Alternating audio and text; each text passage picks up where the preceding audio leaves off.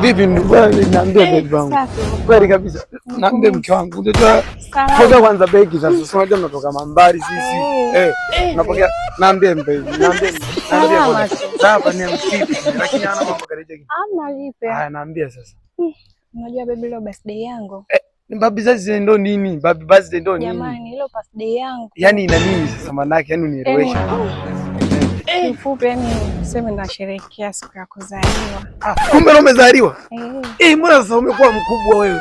Yaani uzaliwe leo afu mkubwa lakini sinakumbushia siku nilizaliwa. Kumbe hizi zile huko. Basi ina noma.